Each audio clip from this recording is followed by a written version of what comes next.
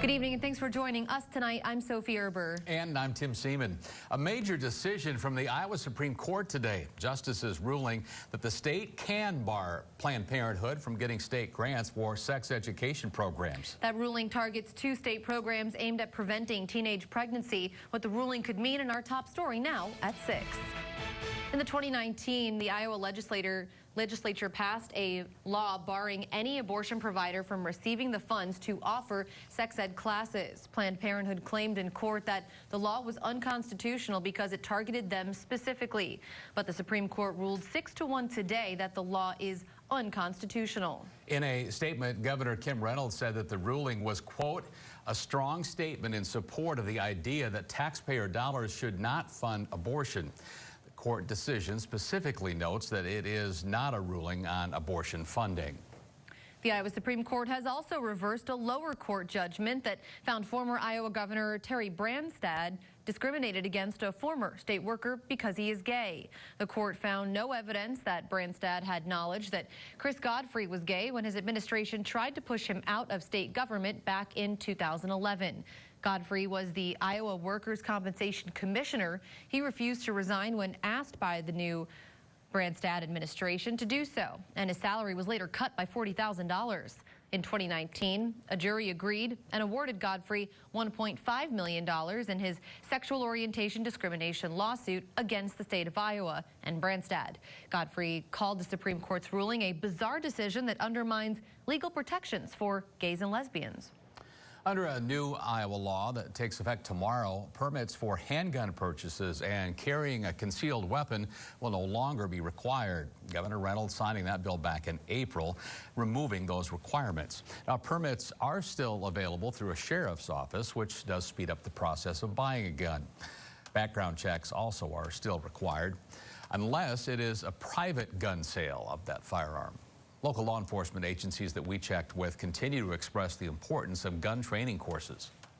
It's still important to get the education, to get out, get training, understand when it's legally justified to pull your firearm and use it in self-defense, and also how to handle it safely, because it's a huge responsibility to carry a firearm. KCAU 9 reporter Jason Toctasian explains how local officers are preparing for that change of law and how it impacts Siouxland gun businesses. That's all tonight at 10. A bill introduced by Iowa Representative Cindy Axne to help rural veterans receive mental health care was signed into law on Capitol Hill. This is a really impactful veterans bill to ensure that when our veterans come home, they have what it takes, no matter what zip code they live in, to get acclimated back into their community, have the support that they need to address things like substance abuse and mental health, opportunities to have people help them with jobs and housing, etc. We owe our veterans this. The Sergeant Ketchum Rural Veterans Mental Health Act will expand VA health care in rural communities. It also sets up range programs that creates a system of support for veterans when they return from deployment. That bill is named after Davenport native Brandon Ketchum. In 2016, the U.S. Marine Sergeant went to the Veterans Hospital in Iowa City for help with PTSD, but he was not admitted and hours later took his own life.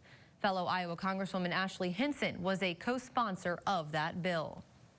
Christopher Morales, one of the 3 gunmen in the New Year's shooting in the Morningside neighborhood, was sentenced today in Woodbury County Court. As part of his plea agreement now with the county attorney, his sentence is for 50 years for second-degree murder and 15 years for 3 counts of reckless use of a firearm, 10 of which will be served congruently, totaling 55 years.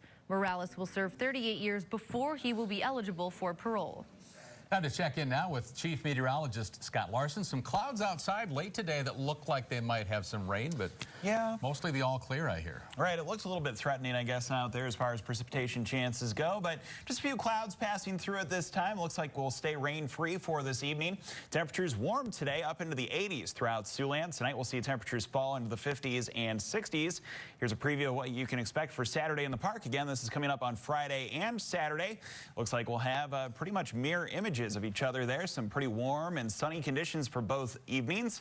Expecting to have a temperature of 73 as AJR takes the stage on Friday, and then mid-70s as John Fogerty lights things up on Saturday night. So looks like things should be in pretty good shape for the festival. And a reminder to folks, if you're going, there's free water available as well inside the park on that hot day. Yeah, that'll be important to have. Thanks, Scott.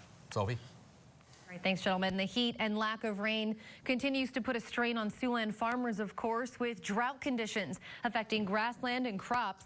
Cattle producers are having a hard time finding feed for their livestock. Now, the KIMBALL Livestock Exchange has seen record cattle sales compared to a normal year. At Tuesday's sale, they saw around 600 weigh-ups and approximately 250 pairs in the sale ring. Because it's dry, we've selling a lot more weigh-ups, and we got some pairs coming in today. Usually if there was plenty of grass around, plenty of feed, there wouldn't be these pairs coming to town, but some guys are just liquidating some cattle just to make room for the rest of what they got. Those at KIMBALL Livestock Exchange say that if conditions do not improve over the next 30 days in the region, even more cattle will be sold off. Tomorrow, medical marijuana becomes legal in South Dakota, and the first cannabis dispensary is set to open in Flandreau. Sarah McDonald got an early tour of the Native Nations Cannabis Dispensary. South Dakota's first dispensary will open to customers on Thursday inside what was once a police station. We'll have an intake side where we'll check everybody's ID, we'll make sure that they have a medical card, where we'll retain them, and then we can buzz them through the door while they go into the dispensary side. On the dispensary side, you'll find 4 spots where you can purchase products. Work is still underway on the lab and kitchen portion of the building. We have a temporary extraction lab and processing facility here behind you that you see. What we're doing in here is we're making edibles, smokables, and concentrates. Over in the cultivation facility, areas are divided up to house plants during different stages of growth. On the first floor is where we do all of our propagation, all of our cloning. We also have our incubators there for accelerating the roots. This is the vegetation area of the cultivation facility. This is where the plants live to help maximize their production before going to the flower room. In the flower room, we have a canopy of 5,280 square feet, 1 plant per square foot. It will produce about 80 pounds a week. It's a style of growing perpetual harvesting, so we don't grow an entire room and then cut it all down. We take 1 row down a week. To date, the business has hired 15 employees. 90% are tribal members. Hunt expects to eventually have 75 to 100 employees. Right now, the main focus is getting everything ready for Thursday. We're not quite sure exactly the amount of people that will be coming on the day we open by any means, but we anticipate that some of the inefficiencies in other medical programs in the area could lead people from other jurisdictions coming on the reservation to purchase. Again, that's Sarah McDonald reporting. Well, keeping drinks cold during these summer days of activity are really a challenge at times. But a South Dakota man has come up with a refreshing fix, and we'll show you the invention coming up. And in weather, we're going to have some more warm conditions as we kick off the month of July tomorrow with lots of sunshine dialed up for Siouxland, but there are some rain chances returning to the forecast next week. The 9 on 9 coming up next. You're watching KCAU 9 News with Tim Seaman, Sophie Erber, Chief Meteorologist Scott Larson, and Sports Director Jake Jones. This is KCAU 9 News at 6.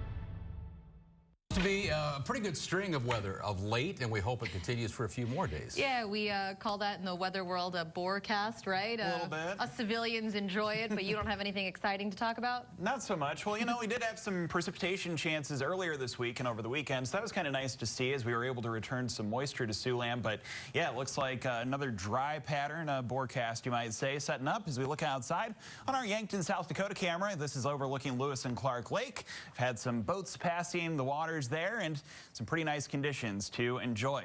Well, here's what's happening now in Sioux City. Our temperature is measured just over 80 degrees. It's 83 outside with the wind from the southwest, calm at just 3 miles per hour. Relative humidity is 47%. It doesn't feel too muggy outside with the dew point to be able to stack up at least a little bit of precipitation as we go through the middle of next week. And it looks like we'll have some seasonal heat to close out the 9 on 9 there with high temperatures right around 90 degrees next Thursday and Friday. Here's a picture of a beautiful sunset that occurred in Lakeside, Iowa. This is overlooking Storm Lake. Thank you very much to Denise for passing in this picture. If you have one of your own, make sure to go to our website, SiouxlandProud.com. Go to the weather tab. Send us your pictures. And don't be afraid to send us a couple Saturday in the Park pictures as well. Yeah, we'll definitely be featuring those on our Facebook page for sure. Look for that. Thanks, Scott.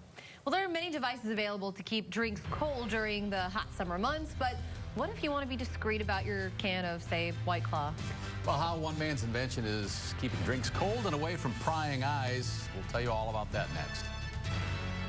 Innovation, of course, can come out of just about anything or from anywhere. That's right. And right here in the Midwest, Tom Hansen introduces us to a man who saw a problem and then came up with a solution. Simple as that. Now we show you his product being sold all over the country. Ron Hyman knows just about everything there is to know about firefighting equipment. He's been working at the company his father started after World War II all his life. Hyman Fire Equipment, located north of Sioux Falls, has been around for 80 years, manufacturing fire trucks and selling equipment. Hyman has also invented and patented firefighting equipment. Now, talk to any inventor, and they all have one thing in common. They are constantly tinkering around all the time, thinking of something that's interesting and trying to make it a little bit better. About 5 years ago, the CEO took a detour from firefighting equipment and came up with something a little less serious. It's kind of a hat for your beer, like a sombrero. Let's call it the Arctic sombrero. That's right. Hyman is the inventor of the Arctic sombrero.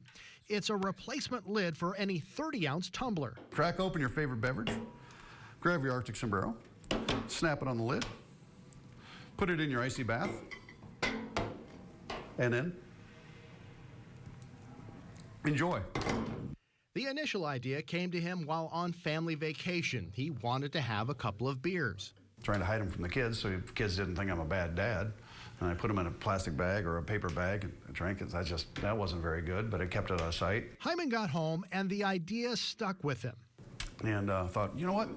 These doggone tumblers work great for keeping things cold. Why don't I put a beverage inside a tumbler? Big, fat, small or tall, Hyman says his lid will fit all kinds of beverage cans. It took about 5 years from idea to market.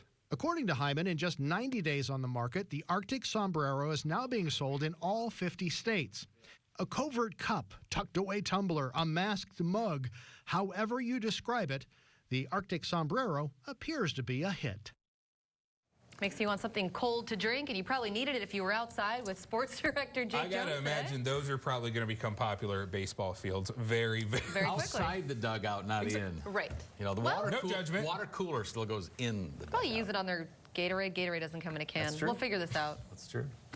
Well, I'll tell you what, the NCAA with a historic decision today. Guys, the news concerning the earning potential of athletes today. I'll give you the details coming up next in sports. Stay up to date with the KCAU 9 News and Weather app. We're gonna get into this game, cheer on our dogs, and the rest can go to a better organization than what we can do. At TD Ameritrade Park, Matt Foster. Don't you just love seeing that? I mean, if you camp out all night, you deserve to go to the game, even if it's in the cheap seats. They got good seats, though. Anybody that's been to the College World Series know these are some of the most loyal fans ever. I don't care the sport. They follow them around the country. The guy from Texas used to come with the longhorns of a steer on the front of his Cadillac every year. Pretty amazing. Cool. All right, thanks a lot, Jake. And we'll check in for one final look at our very similar to yesterday forecast. But first, let's take you outside right now here in Wayne, America. Welcome back. It looks like we'll have sunny skies and enjoyable conditions for Saturday in the park, plus the 4th of July as temperatures rise into the 90s.